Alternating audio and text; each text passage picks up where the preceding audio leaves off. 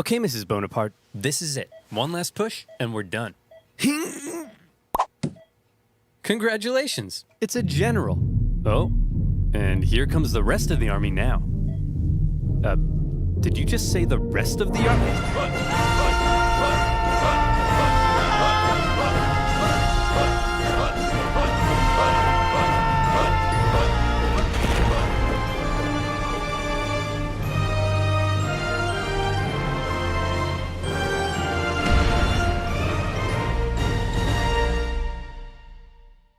History is full of great conquerors, many with very impressive origin stories. For example, Alexander the Great was the son of a king. Julius Caesar came from an aristocratic family that descended from a goddess. Great conquerors don't usually come from relatively insignificant families living on impoverished islands. But as it just so happens, that is where our story begins. In the early 18th century, the island of Corsica was a part of the Republic of Genoa, until one day Corsica said, "Hey, we're declaring independence, and it's probably not worth your time to try and stop us." So Genoa said, "You're right, it isn't worth their time. Hey France, you want to buy this island?" And France said, "Sure thing." And thus, Corsica became France, just in time for Napoleon to be born French. Many Corsicans didn't appreciate their new conquerors, however, and from an early age, Napoleon developed some fairly anti-French sentiments. Napoleon's dad, however, quickly embraced his new French overlords, which created some tension between dad and son. Ooh, look at me. I'm dad. I wear powdered wigs and silver-buckled shoes, and I'm a traitor to the Corsican people. Go to your room, Napoleon. No, you go to your room, Dad. Okay. On the other hand, Napoleon adored his mother, who was definitely the disciplinarian of the family, and even though she would punish Napoleon severely, he kind of respected that. But Napoleon's parents wanted the best for their family, and since they were a very minor nobility, they were able to have Napoleon sent off to the shining lights and rat-infested sewage puddles of the big city. Napoleon went to military school in France. Okay, Napoleon, why don't you introduce yourself to your new classmates? Well, I'm Napoleon, and I hate all of you. Your farts smell like cheese, you can't pronounce the letter R, all you do is go on strike, and you call eggs oofs like a bunch of big dumb idiot dingleberries. Okay. Thanks, Napoleon. I hope you like being bullied. And bullied he was. They picked on him for his Corsican accent, his family's lack of wealth, and it probably didn't help that he also had a bit of a chip on his shoulder. But he could hold his own, and on an average day, might be found dishing out ratatouille sandwiches for breakfast. He spent much of his time alone, and he loved reading about the great conquerors of history. He learned about Julius Caesar, and he wondered if one day he too might have a pizza franchise named after him. He excelled at math and geography, and when he graduated at the age of 16, he was made second lieutenant in an artillery regiment. Now, second lieutenant might sound pretty sweet to a screw-up like you, but Napoleon had a little something called ambition. Stonks of it. And he wasn't content being just some junior officer. He wanted to rise the ranks. Unfortunately for him, that would be a little difficult. Well, Napoleon, I've reviewed your application. It's clear you're very skilled and would be a perfect fit for the promotion. And Simeon, you're just about the biggest idiot I've ever seen. Your test results suggest you have the mental aptitude of a senile earthworm, and in the part of the form where you list your experience, you seem to have drawn a picture of a gerbil giving birth to a shoe. But your dad is the Marquis de la Fufayette, so you get the job. French society was just too closed off. Positions were handed out based on nobility, not talent, and the young Napoleon probably felt stuck. Wouldn't it be nice if, say, a revolution came along and changed all of that? Well, what are the chances? The French Revolution is here. Bastille toppling, head chopping, king popping. The revolution promised to do away with the old social hierarchy and make everyone a little more equal. Napoleon may not have cared much for the violent mobs, but if it meant he could rise the ranks, he was in. He began fighting to defend the revolution. He put down a British-sponsored counter-revolution in Toulon and got promoted. He put down a royalist uprising in Paris and got promoted. And as his military prowess became more recognized, he was even given his very own army. It was astonishing progress for such a young man of humble origins, and Napoleon's wildest dreams were coming true. But Napoleon also believed he could increase his social status if he married an older rich lady. And so around this time, Napoleon went on the prowl. However, if some sources are to be believed, he was a verified creep. He reportedly had terrible luck with women, and most wanted nothing to do with him. Fortunately, he eventually met Josephine, an aging single mother who was deeply in debt and needed stability, so she agreed to marry him despite finding him intensely disgusting. Napoleon, you dirty dog, you've done it. Unbeknownst to Napoleon, however, Josephine had a bit of a promiscuous reputation. Hey Napoleon, I hear you're marrying Josephine. Boy, she sure is a great kisser. That's right. Hey, wait, what do you mean she's a great kisser? Hey Hugo, you hear Napoleon's marrying Josephine? Wow, she sure is a great kisser. Now hang on just a minute. Hey everyone, Napoleon's marrying Josephine. Oh yeah, she sure is a great kisser. She's real good at kissing. Wow, I'm pretty sure I kissed her just yesterday. Oh, for goodness sake, is there anyone here who hasn't kissed my wife? Yeah, you. As Napoleon fell madly in love with his new wife, she fell madly in love with a man named Hippolyte. It wouldn't be long, however, before Napoleon would leave home and go to war, because while France was having its revolution, tensions in Europe were rising. Hey Austria, you'll never guess what we just did. What's that, France? I got 2 words for you. Revolution. We totally just socked it to our monarchy. What? Dude, the rest of us are monarchies. You've just totally threatened the balance of power in Europe. Now we have to worry about our stinky peasants rising up against us. I mean, holy hell, your queen is... Okay, France, this is pretty awkward. And the rest of Europe is probably itching to give you a wedgie. But you're not ready for a war yet. So you gotta be cool, man. It's absolutely crucial that you say something to defuse the situation right now. Preposterous! I declare war. Sacre bleu! So France ended up at war with basically the rest of Europe, and the War of the First Coalition began. At first, France struggled, but then they started to do surprisingly well, and in many conquered territories, they began to establish sister republics, exporting their revolutionary ideas across Europe. In 1796, they planned a 3-pronged attack to take Vienna and knock Austria out of the war, with 2 magnificent armies in the north to kick ass, and Napoleon in the south as a bit of a diversion. For the first time, Napoleon would lead a military campaign. This was his chance to prove himself, to be somebody. And what a general he proved to be. The army he was given were demoralized, lacking equipment, and underpaid. But Napoleon galvanized them with inspirational speeches, and he took them into Italy. He was outnumbered, and his campaign was partially meant to be a sideshow, but he made it the main show. While the 2 northern armies were being held back, Napoleon made staggering progress. In a signature Napoleon move, he masterfully split his enemies into 2 and took them on separately, knocking Sardinia out of the war and putting the Austrians on the run. At the famous Battle of Lodi, he was in the fray, aiming the cannons himself, getting covered in mud, and earning the total respect of his men. They respected him so much that when he ordered an almost suicidal assault on the only bridge in town, his men threw themselves at it and took it despite fierce Austrian resistance. For Napoleon, it was all he needed to confirm that he was the greatest human who had ever existed. Wow, Napoleon, you're pretty great at this military stuff. Just be careful your head doesn't get too big. What did you just say to me, you little prick? And as Napoleon swept through northern Italy, the Italians cheered his arrival. Yes, I'm here to liberate you from your cruel Austrian oppressors. And replace them with French ones. Napoleon plundered as he went, sending riches back to France to help its economy, but also paying his men the first real money they'd seen in years. The Pope had been supporting the Austrians, so Napoleon briefly went to go give him a slap, and as he began to approach Vienna, the exhausted Austrians were forced to make peace, with Napoleon overseeing negotiations himself. He had just single-handedly knocked Austria out of the war. And by the way, he was only 28, so maybe it's about time you moved out of your dad's attic. In the Italian territories he had conquered, Napoleon established new French sister republics, even writing constitutions and organizing governments himself, not something a general generally does. When he got back to France, he was hailed as a hero, and the extremely unpopular government were concerned he might get some power-hungry ideas, so they agreed he should go far away from France to Egypt, where he could maybe undermine British access to India. Napoleon was eager to win more glory, so he brought with him a team of scholars, and he was like, whoa, it's a freaky man-cat. Whoa, it's a big stick. Whoa, it's an ugly horse. Whoa, it's a stumpy little manlet. Hey, I'm actually average height for the time. But then British Admiral Nelson came down and wrecked his fleet, and an Anglo-Ottoman force defeated him at Acre, so Napoleon abandoned his men and went back to France. His campaign in Egypt hadn't gone quite as planned, but one thing you should know about Napoleon was that he was a skilled propagandist. He published his own newspapers that sometimes exaggerated his achievements, and even commissioned paintings that generally made him look cool. So when he returned to Paris, he was yet again hailed as a hero, and he began to get some power-hungry ideas.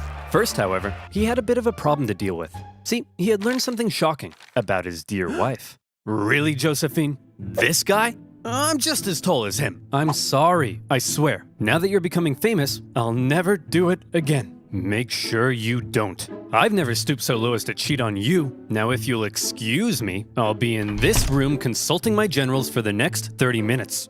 And by consulting, I mean boinking. By my generals, I mean this woman. And by 30 minutes, I mean 2 seconds. Having dealt with his wife, Napoleon was then approached by a very influential politician who said he had an idea.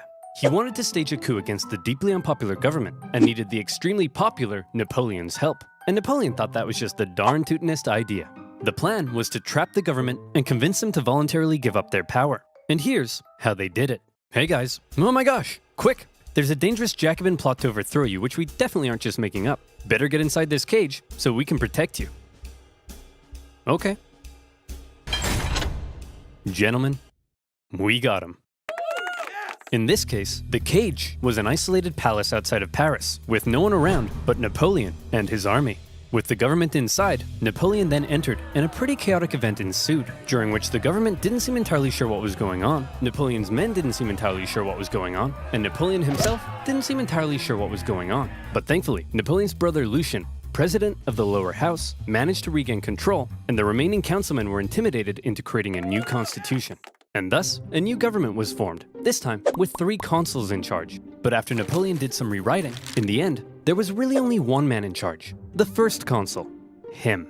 And over the next few years, he worked to consolidate even more power, and essentially became a dictator in total control of France. And by the way, he was only 30, so maybe it's about time you washed your disgusting bedsheets. France was now ruled by possibly the greatest military leader of the time. Possibly the greatest? Or definitely? Well, now is his chance to prove it. See, back when Napoleon was still in Egypt, being Indiana Jones. Back home, France was in France, being France. They had conquered even more territory, and they were like, hey Piedmont, you get revolutionary ideals. Hey Switzerland, you get revolutionary ideals. And Rome, you get revolutionary ideals. Everybody gets revolutionary oh hey guys, nice sledgehammers. And Naples, very cool nail gun. You guys here to get some revolutionary ideals? As France was still spreading the revolution, and with Napoleon busy in Egypt, the European powers felt the time was right for round 2, and the war of the Second Coalition began. And this time, their big bad boy buddy Russia was here to bang some French boys back to Bordeaux. And bang them, they did. France got blasted. But then Russia pulled out after stalling in Switzerland, and now that Napoleon was in charge of the country, he was ready to start blasting right back. He took command of the Army of the Reserve, and he brought the fight to the Austrians. Now, there are many traits that made Napoleon a great military leader. I already mentioned one of them, how he was one of the boys and commanded the total loyalty of his men. But now we see a second reason, the element of surprise. In 1800, Napoleon moved to Geneva, and it looked like he was probably going to take on the Austrian forces in Germany. There's no way he'd be crazy enough to move his entire army south through the Alps as a surprise attack on the Austrians besieging Genoa. Oh, Napoleon's moving his entire army south through the Alps as a surprise attack on the Austrians besieging Genoa. Napoleon's crossing of the Alps is legendary, and you may have seen one of the most famous paintings of the general, popping a sick wheelie on his majestic stallion surrounded by dangerous mountain terrain. Of course, in real life, he made the crossing on a depressed mule. But that's not as cool. When he emerged in Italy, the Austrians expected him to come break their siege, but Napoleon went for their supply line near Milan, forcing the Austrians to meet Napoleon head-on at the famous Battle of Marengo.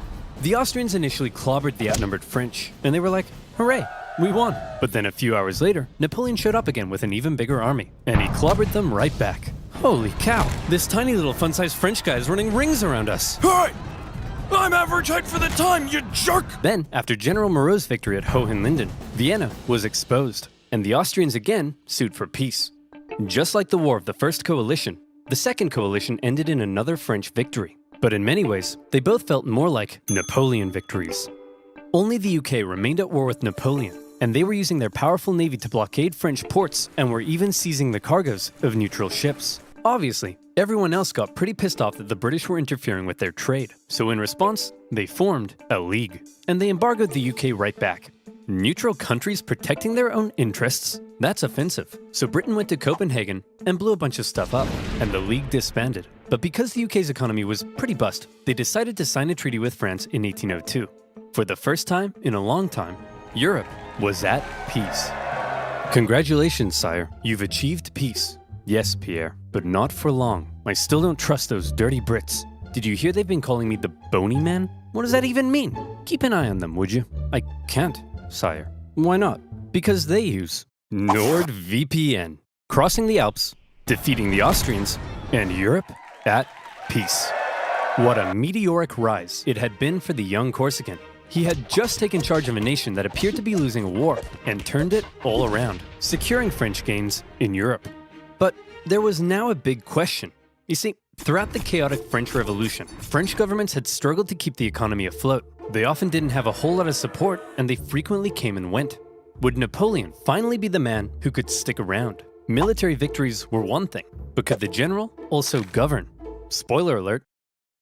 Yes. The economy's crumbling? Well, then why don't you have yourself a new national bank, currency reform, and improved taxation and welfare systems? The legal system is an incoherent mess? Well, then why don't we nicely wrap all those civil laws up into one new centralized legal code? Corrupt government officials? Throw them in the trash. Bad infrastructure? Throw it in the trash. Women's rights? Throw them in the trash. Wait, really? Well, yeah, unfortunately, while Napoleon was building on the equality of the revolution, he also largely scaled back rights for certain groups, and husbands had full legal control over their wives. But come on, ladies, maybe let men have a slice of the pie for once, okay? Napoleon further reformed education, ensuring a system based on individual ability, meaning now Simeon had to compete with everyone else, and Napoleon could get the cream of the crop to help him run the republic. But he wasn't just building on the ideas of the revolution. The revolution had led to a lot of chaos, and Napoleon needed stability. So he rolled back a couple things, most notably with religion.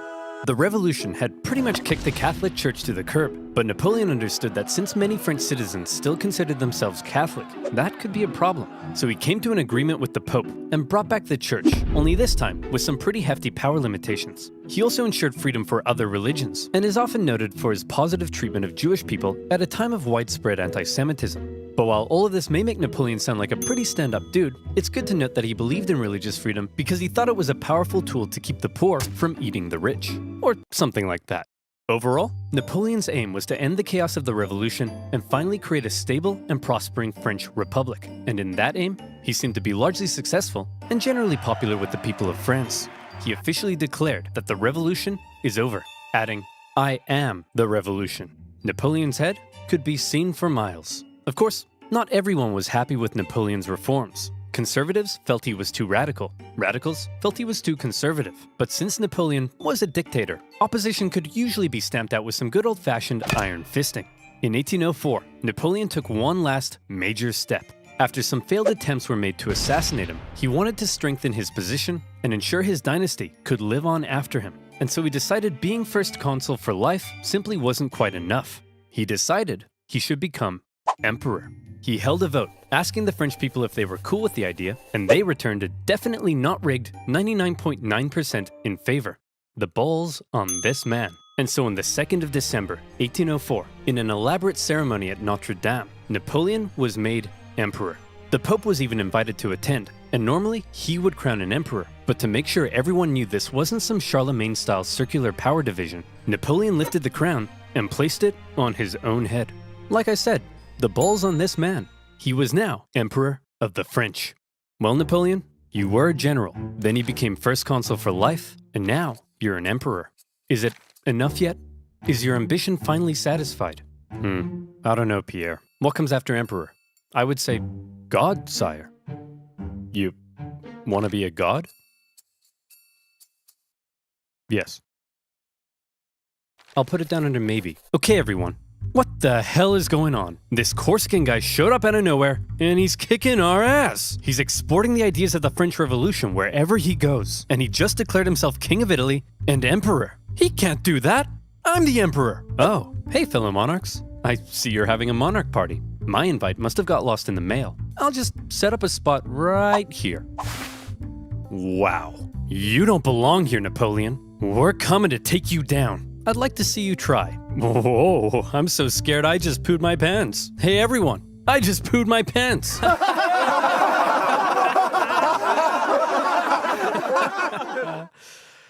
No, but I did just poo my pants. Before Napoleon had even declared himself emperor, the British had already redeclared war on France because both sides had been violating their previous treaty. Napoleon immediately occupied Hanover and then began making plans for a great British invasion, partially paid for by selling a huge chunk of land to the United States. Napoleon gathered his army along the English Channel, but here was the problem. While Napoleon's powerful army would almost certainly obliterate the British on land, there was very little chance he'd actually make it across the Channel, because Britannia ruled the waves. This power dynamic would keep the two traditional enemies from engaging in much real direct combat throughout the Napoleonic Wars. However, the British had something else up their sleeve: copious amounts of money. They were willing to throw cash at anyone who would go to war against Napoleon, and there were plenty of takers: Austria, Russia, Naples, and Sweden, hoping to put Napoleon's France back in its place, formed the Third Coalition against France. The coalition forces probably thought that this time they stood a chance. They weren't prepared for the total humiliation they were about to suffer. The War of the Third Coalition was Napoleon at his best. We've already learned two ways in which Napoleon was a great military commander, but here comes one of the biggest reasons: speed. He had reorganized his army into corps, which were themselves basically small armies. Each had their own infantry, cavalry, and artillery, and as a result, was able to act more independently. They spread out through the countryside, and by living off the land rather than relying on heavy supply trains, they were able to move extremely quickly. Napoleon would traverse massive distances, outmaneuver his enemies, isolate them, and then move in for the kill before they even knew what was going on. Lightning warfare leading to total destruction. Would you like to see him do it? Here we go. Part of the coalition's plan was for the Russians to meet up with the Austrians and take on Napoleon together. Combined, they could turn the tide against him, so Napoleon needed to stop them from ever meeting. But he's all the way over in Boulogne. No problem. In a matter of weeks, Napoleon marched 200,000 men in secret, encircling Austrian General Mack and capturing his entire army. A devastating blow. Napoleon later remarked, "I have destroyed the Austrian army by simply marching." Next, he turned to face the approaching Russians. "Okay, it looks like the French are coming for us, but check this out. I've got an amazing idea. When they approach, we run away."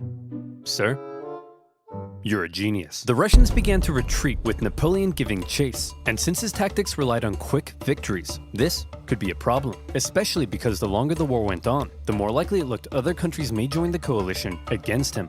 But Napoleon knew the Russian Tsar, Alexander I, was young and seeking glory, so he came up with an idea to lure him in. He sent him a message. What does it say? It says, "Hello, I'm just a little baby boy, and I'm very scared." Are you talking like that, or is he? He is, sir. Why is he doing that? I don't know, but it's very cute, helpless, and vulnerable. A little baby boy, eh? Very scared, eh? Cute, eh? Boris, get my crossbow.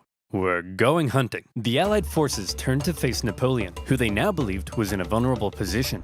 He was set up at Austerlitz, and to make it look like he was retreating, he had even evacuated the high ground. A thick fog set in, obscuring Napoleon's center as the Allies took the bait and set up on the heights. From there, they spotted Napoleon's very weak-looking right flank, and they descended the heights to go get it. Little did they know, it was exactly what Napoleon was hoping they'd do. The next thing they knew, a large French force was emerging from the fog, launching a huge central assault up the hill. They swung around, crushing the Allies, and as men attempted to flee across the frozen lakes, Napoleon ordered his artillery to fire on the ice, causing an unknown number to drown. But he told me he was just a little baby boy. What happened? He tricked you, sir. You mean I was the little baby boy all along? It was Napoleon's masterpiece, and Austria were once again forced to make peace with France. Then, with the French conquest of Naples in 1806, the War of the Third Coalition ended as yet another Napoleon victory. This was the third time Napoleon had had to give Austrian Emperor Francis a good spanking. And so, with the peace treaty in 1805, Napoleon was determined to punish him. He was forced to give up territory, hand over significant compensation, and promised never to fight Napoleon again. For now, Russia, Sweden, and the UK remained at war with France, but none were able to offer much of a threat. And so, Napoleon got to work strengthening his grip over Europe. He gave out rule of captured territories to his family and friends, and most notably, he established a new confederation in Germany, with himself as its protector. Seeing his influence in Germany being wiped away, Emperor Francis acknowledged reality and officially dissolved the Holy Roman Empire, an entity that had existed for over 1,000 years. But it wasn't all good news for Napoleon. For one thing, Spain had earlier allied with France in 1804 because the British just couldn't help themselves from blowing up Spanish ships, and Napoleon hoped a combined French-Spanish fleet would eventually be able to invade England. Unfortunately, he received word that British Admiral Nelson had engaged his fleet at Trafalgar.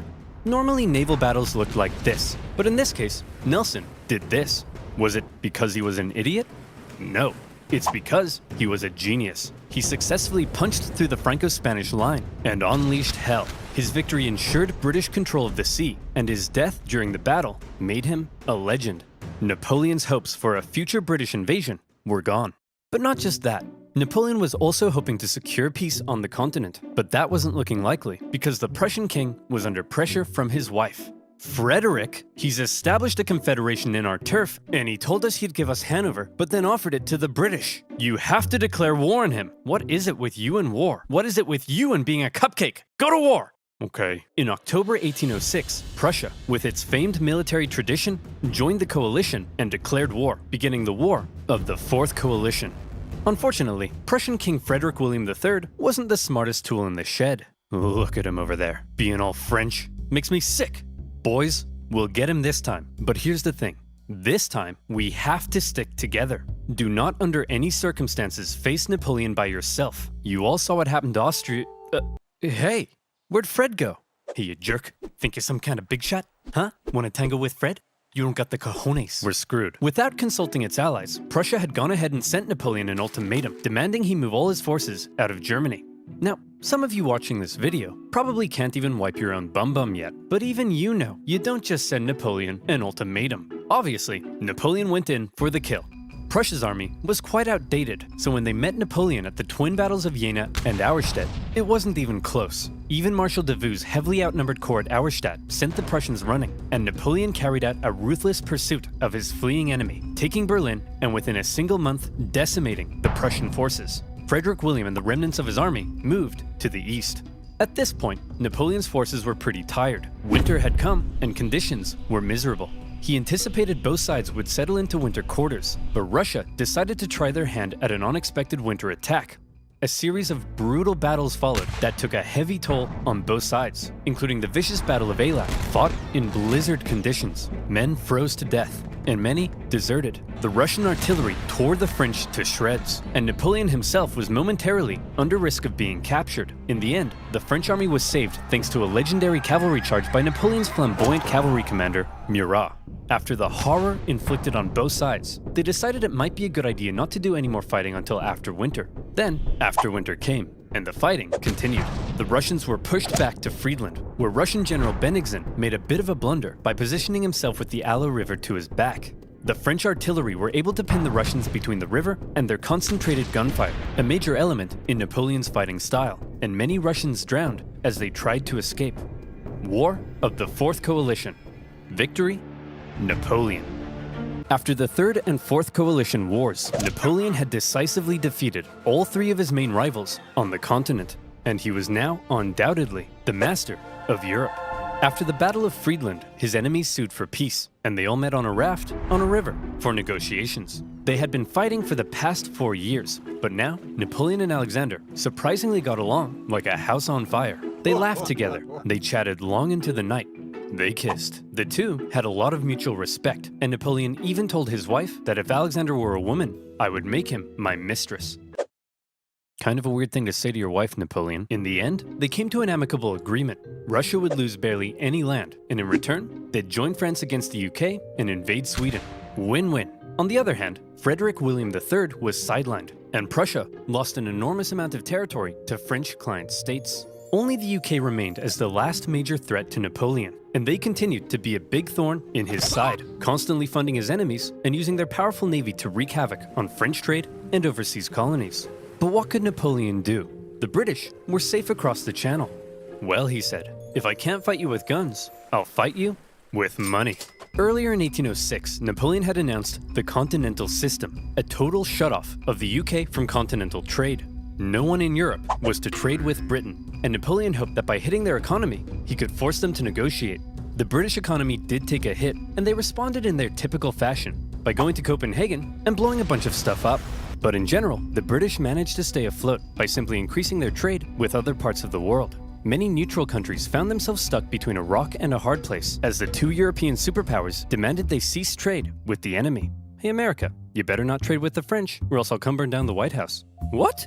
This is gonna wreck my economy. I need to start saving money. How the heck am I gonna start saving money? Making peace with the Russians, a continental blockade, and blowing up Copenhagen.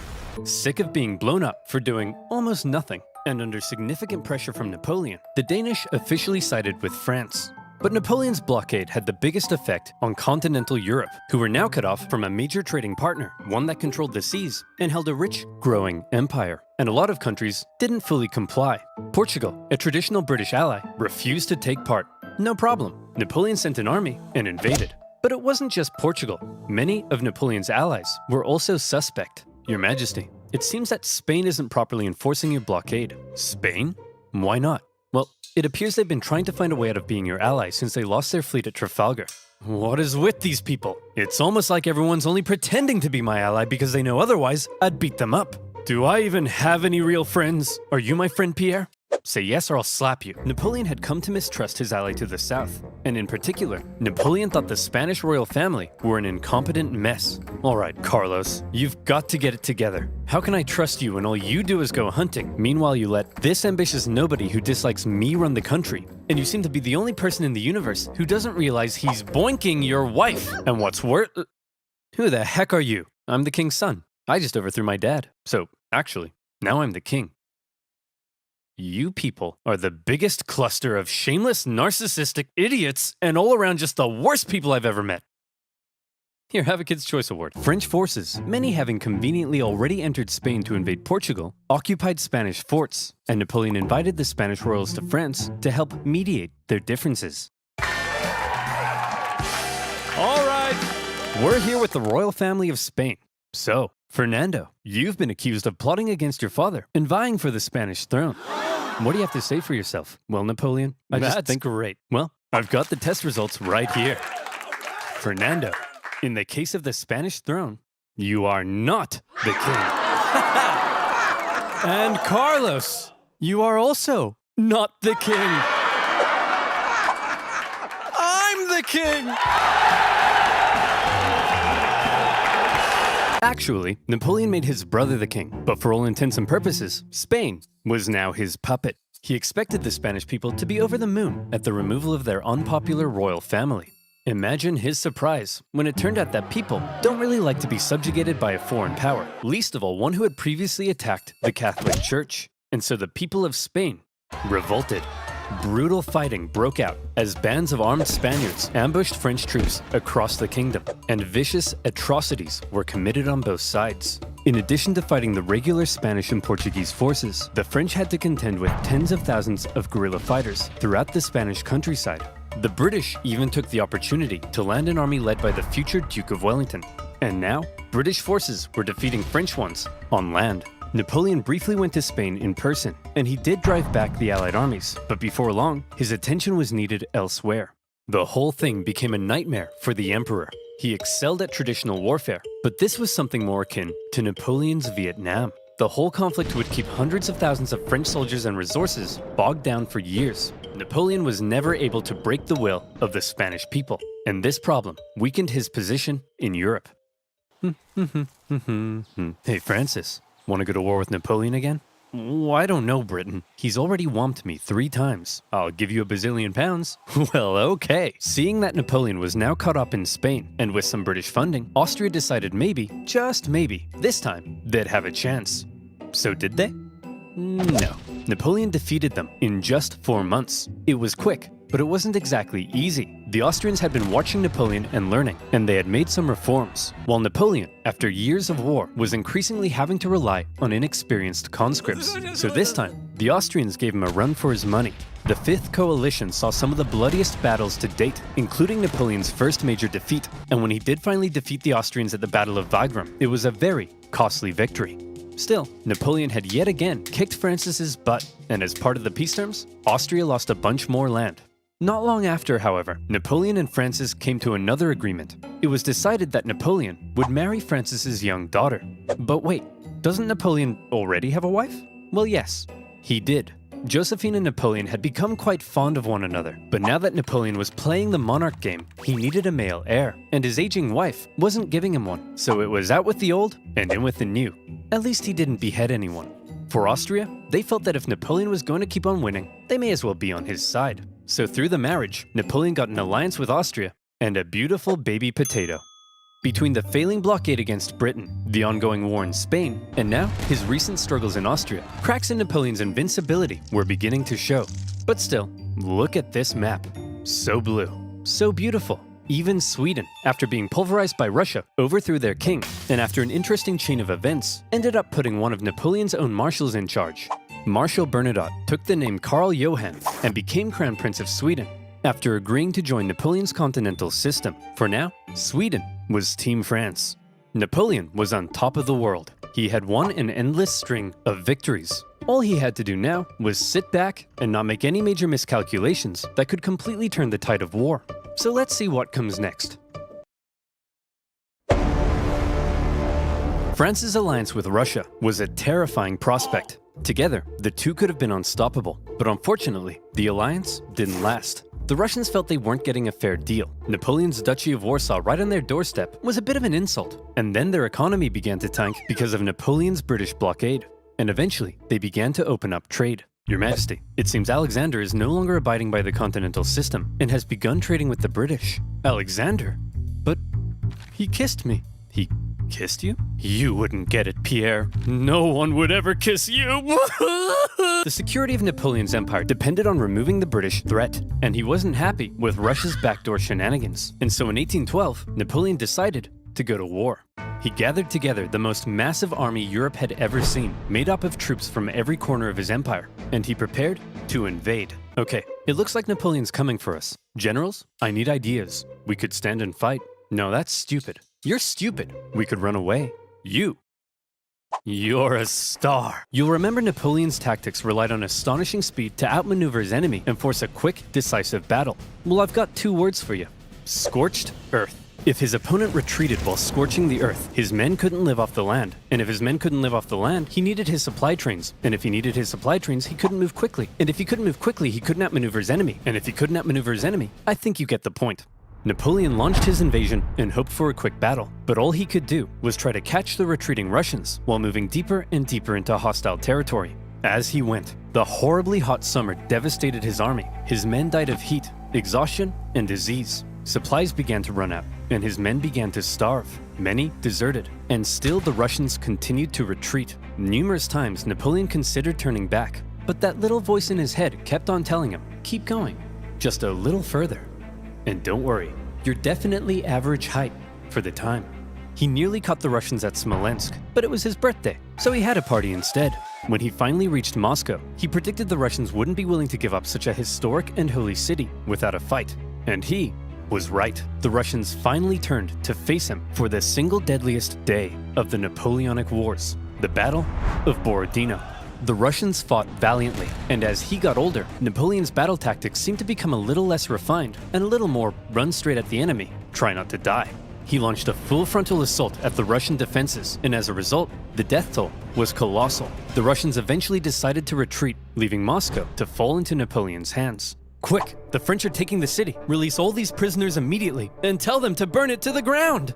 Well, Jimmy the arsonist, you are not going to believe your luck. Moscow went up in flames, and as Napoleon entered, it became very clear his army wouldn't be able to stay there very long. But he had just defeated the Russian army and taken their most beloved city. In his mind, he had won. So he sent Tsar Alexander in St. Petersburg a letter. Your Imperial Majesty, Napoleon requests your surrender. How shall I respond? You shan't, Dmitri. Ever.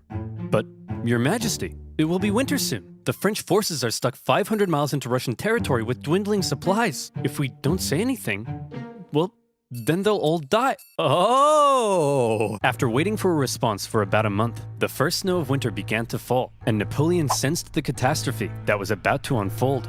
He decided their only choice now was to get out. And that's when it happened. It got cold. Stupid cold. His glorious invasion had just become a race for survival. As the Russians realized the French were fleeing for their lives, they began to close in on their supply line. Men froze to death, their horses as well. There was starvation and disease. The injured and dying could only be left by the side of the road, as it was too slow to try to carry them. And all along the way, the dreaded Russian Cossacks stalked the bleeding French army, and every now and then swept in for a quick attack. Napoleon, fearing capture, kept a vial of poison around his neck. At one point, the Russian armies nearly trapped him against the Berezina River, but a little Napoleon cleverness gave him the old Geoffrey juke, tricking them into thinking he was going south and then escaping across rapidly built pontoon bridges to the north. When the Russians realized where he was and began to close in, the French burned the bridges before everyone could cross. Hundreds drowned, and thousands were captured. At this point, Napoleon got wind of plots against him forming in Paris, so he abandoned his men and went back to France. The remaining French stragglers made it across the border. It's been estimated over 600,000 men went into Russia. Less than 100,000 returned. Napoleon was now in a very precarious situation. His army had just been obliterated, and the other European leaders smelled blood. Here was an opportunity to take advantage of a weakened Napoleon, regain territory and influence, and liberate Europe from his dirty French paws. And so they began to turn. Prussia soon broke their alliance and switched sides, while Austria declared neutrality. Even Sweden, led by one of Napoleon's old marshals, joined the Allies, partly due to Napoleon's earlier invasion of Swedish Pomerania. The War of the Sixth Coalition had begun. The coalition forces had been reforming their armies, and they were now much better. And the UK had also significantly amped up its financial aid to its continental allies. Their armies quickly advanced through Poland and into Germany. In Paris, Napoleon was understandably freaking out. He needed to put together a new army fast, and he called up over 100,000 new conscripts, mostly teenagers. He also put his factories into overdrive, and he was like, "You, make more rifles. You, build new cannons. You, make more horses. I don't make horses. Then who makes horses? Horses make horses. Explain how." "Well, when a daddy horse and a mommy horse love each other very much." "Yes, go on." "Well, then the daddy horse..." "I'm sorry, Napoleon. You're 43. I thought you'd know this stuff." "Don't touch me. I'm gonna be sick." As it turned out, Napoleon's lack of horses would take the biggest toll on his army, since his tactics relied on speed, maneuverability, and destruction. When he took the fight to the Allies in 1813, he did defeat them and sent them running. But lacking cavalry, he was unable to effectively pursue and destroy. He needed horses. For the Allies, being defeated in battle by a man whose army was now full of inexperienced conscripts was concerning. So both sides were like, hold up. Time out. The Allies were somewhat cornered, and had Napoleon kept going, it's possible he could have won. But instead he agreed to a brief truce with the Austrians mediating between the two sides. When Austria demanded Napoleon make major concessions, Napoleon told them to shove it. Having had their terms rejected, Austria felt now they were justified in saying, well, we tried, and they joined the coalition. Okay everyone, look at us. The boys are back together. But Napoleon is still dangerous, so we need a plan. Any ideas? Ooh, I know. No, forget it. That's stupid. No. I've got it! When he approaches, we run away. Genius. He's a genius. The plan was as follows. Wherever Napoleon advanced, whoever he advanced on would avoid battle, allowing the others to sweep in from the sides and attack the French marshals guarding his flanks. Essentially, the plan was, don't try to fight Napoleon. And this plan worked tremendously. The Allies scored a number of victories that saw Napoleon move back to the city of Leipzig, where he would make one last major stand as the Allied armies converged in on him from all sides. The stage was set for the biggest and bloodiest battle of the Napoleonic Wars, the Battle of Leipzig. Almost 500,000 troops from over a dozen nations stretched across the battlefield. The French found themselves fighting on all sides for 4 days against the Austrians, Prussians, Swedes, and Russians. It's no wonder this battle is also sometimes referred to as the Battle of the Nations. The French fought ferociously, but ultimately were no match for the coordinated efforts of the coalition. At one point, in the midst of battle, Saxon troops allied with the French had a team huddle and were like, hey guys, I'm pretty sure the French are losing. Let's switch sides. And so they did. When it became clear that Napoleon couldn't win, he ordered a retreat across the only bridge over the river. The Allies swarmed into the city, and desperate fighting raged in the streets. Okay, Corporal, after everyone has crossed the river, I need you to blow up the bridge. Okay? Not before everyone's crossed, after. You got that? Yes, Colonel, I'm not 5. I can comprehend time. Good. Wait, did he say before or after? Well, fortune favors the bold. The bridge was blown early, and 30,000 French troops were stranded and captured. A disaster. And with that, the dominoes were beginning to come crashing down on Napoleon. In the south, an army under the British Duke of Wellington had been pushing the French out of Spain for the past few years, and were now crossing into France. Austrian armies had pushed into Italy, while Napoleon's old flamboyant cavalry commander, Murat, who Napoleon had made king of Naples, decided to switch sides. German states, many resentful after years under Napoleon's thumb, turned against him, and the Confederation of the Rhine collapsed. Bernadotte invaded Denmark, and they were forced to join the coalition, while the Netherlands were liberated. You'd think Napoleon might have seen the writing on the wall, but he was Napoleon, and so instead, he prepared to keep fighting. As attitudes in Paris were already beginning to turn against him, he called up more conscripts to defend the exhausted nation. As for the Allies, they weren't sure exactly what they were aiming for here. A few peace offers were floated that may have let Napoleon keep his position, but the British kept throwing around even more money, and eventually, they all agreed that the ultimate aim was the deposition of Napoleon entirely. And so, Napoleon embarked on one of his most famous campaigns to defend the homeland. He was completely outnumbered, but the Allied armies had split up and spread out. His army was so small that he could move at lightning speed, and he used this to his advantage. In the famous 6 Days campaign against Prussian General Blücher, he attacked from all directions and defeated Blücher's forces 4 times, only suffering 1/10 of the casualties he inflicted. Even with his back completely to the wall, Napoleon was still Napoleon.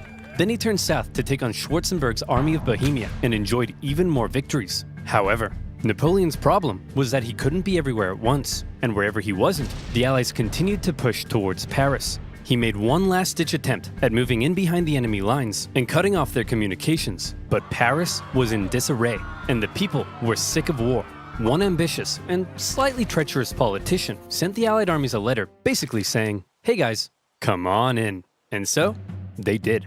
The city's defenders surrendered, and as the Allied leaders entered Paris, the people cheered them as bringers of peace.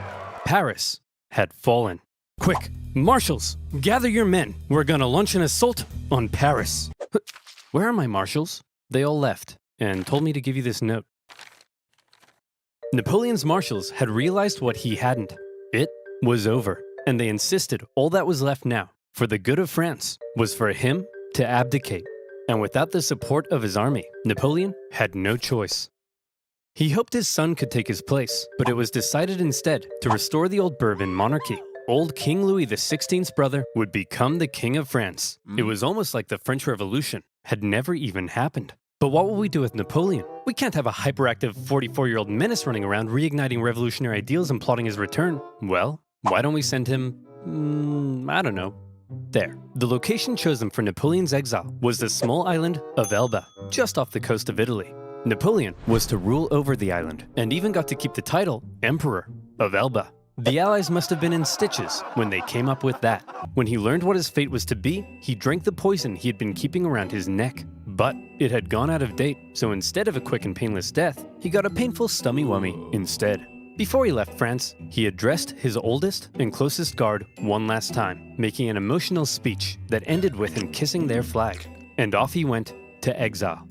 The deal that was given to him was actually quite generous. His family were given titles, he was to receive a state pension from France, and he was able to receive many distinguished visitors, all eager to come and meet the famed emperor. And he ruled over Elba well, improving infrastructure and introducing many legal and social reforms aimed at improving life on the island. Hey Napoleon, just coming in to check on how it's all going. Holy smokes! But it wasn't all good.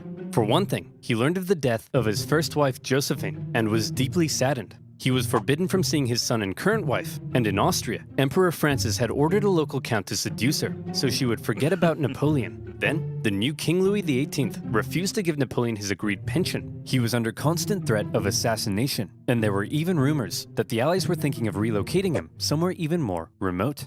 But the biggest problem was that Napoleon was once the master of Europe. He had lived a thrilling life of adventure, fame, and glory. Now, he found himself on a tiny island in the Mediterranean, and he was bored. Wouldn't it be nice if he could somehow return to France and reclaim his throne? Hey Napoleon, want to go back to France and reclaim your throne? I would, Pierre. But how? Well, I was thinking we could just take this boat. Will that work? Surprisingly, yes.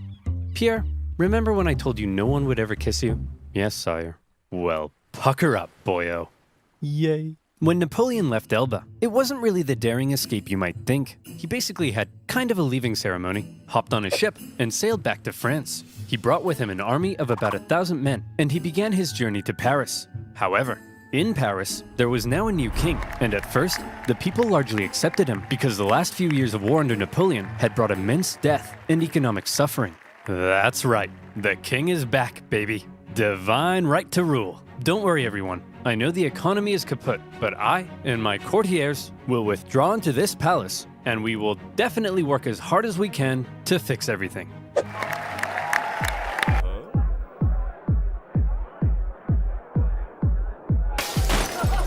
Oh yeah, that's why we got rid of the king. As the Bourbon monarchy began to look more and more like a return to the past, and the returning nobility seemed hellbent on regaining their lost privileges, the people weren't too happy. And so, Napoleon hoped that his glorious return would be met with jubilation. In the end, the reaction was a little mixed, but many were happy to see their old emperor. Your Majesty, it seems that Napoleon is back and marching this way with 1,000 men. That guy? No problem. I have hundreds of thousands of men. Send them to arrest him. Your Majesty, it seems the thousands of men we sent to arrest Napoleon have all joined his side. Well, I'm off to Belgium. If you ever need a king again, be sure to let me know. As Napoleon continued his journey, the king had sent battalions of men to stop him, but they largely comprised of Napoleon's old soldiers, many unhappy with King Louis's military reforms. And so, when ordered to arrest him, they simply couldn't do it.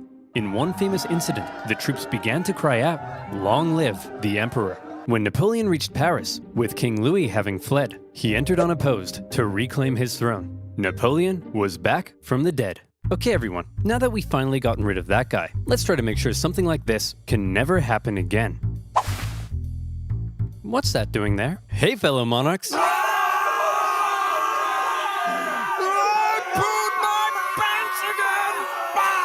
This time, Napoleon promised he would be a mucho good boy and not start any wars. But the Allied leaders were having none of it. They declared Napoleon an outlaw and the illegitimate ruler of France. Then, they declared war, not on France, but on Napoleon himself. And when you have multiple empires declaring war on you as an individual, that's how you know you're a very naughty boy. The Allied powers began making plans to combine their forces and once again invade France. The most immediate threat to Napoleon were the British and Prussians hanging out in nearby Belgium. If Napoleon could knock them out quickly, maybe he could force the Allies to negotiate, and maybe he could hold on to his power. Together, the two armies to the north outnumbered him, so he made a plan to divide them and take them on separately. Historians debate how much of a chance Napoleon had here, but this same strategy of dividing and conquering had worked for him multiple times. He marched north with 125,000 men and took on the Allies in a number of initial engagements, defeating the Prussians before turning to take on the British.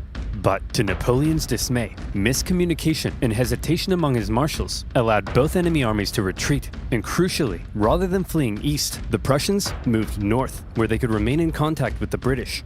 Napoleon sent a force to hold off the Prussians as he moved in on the British, now holding a defensive position at Waterloo.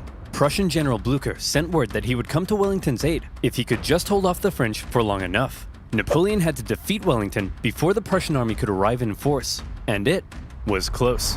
The British held the high ground and a number of key defensive buildings across the battlefield. After waiting some hours he didn't have for the ground to dry, Napoleon sent men to assault the Hougoumont farm, but the British-German garrison there held out.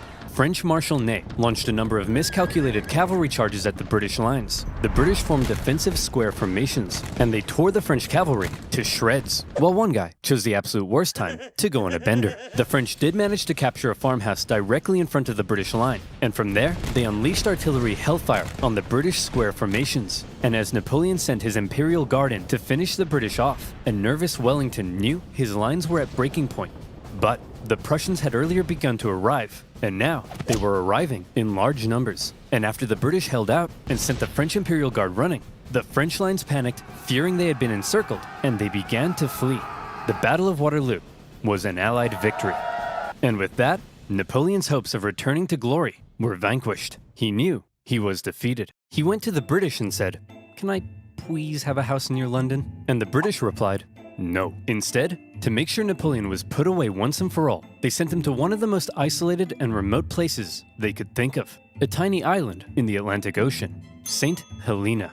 Here, a deeply isolated and depressed Emperor Napoleon would live the remaining years of his life. His house was a wooden bungalow, not exactly on par with the Tuileries Palace. Much to his frustration, his captors referred to him as general, rather than calling him emperor. His mail was censored, his visitors were vetted. There was almost no way he could escape such an isolated island, but just to be sure, he was guarded by 2,000 British soldiers and 2 ships that circled the island 24 hours a day. He had once been the most powerful man alive, and images of the victorious Napoleon depict a strong leader, hand firmly in jacket. Depictions of Napoleon on St. Helena show a disheveled old man, hand firmly in pants. He had lost everything. And by the way, he was only 46, so maybe it's about time you know what? You're doing all right, kid. Napoleon fought one last battle while on the island. The battle for his reputation.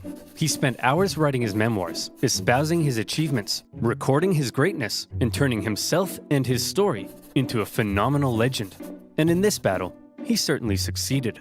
His mark on history cannot be denied. After his defeat, the European monarchs had got to work restoring Europe to its traditional balance and reasserting their dominance. But after Napoleon had spread the influence of the French Revolution, these returning monarchs would have a difficult time regaining their absolute control.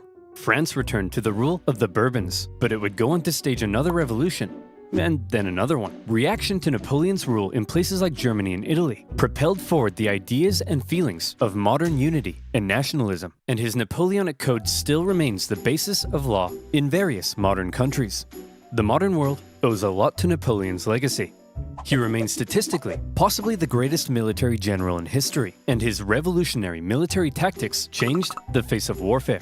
He was the last truly great leader to both lead his armies in battle while retaining total political control over a vast empire. There's still hope for Joe Biden, but the man remains somewhat of an enigma, and we still aren't sure exactly what to make of him in some regards. Was he the champion of the French Revolution, spreading equality wherever he went, or did he betray it by making himself an absolute monarch and restricting certain liberties? Was he an ambitious and aggressive conqueror, hell-bent on bringing Europe to its knees? Or was he simply defending himself against an aggressive Europe, hell-bent on reducing his power? Some things will continue to be debated.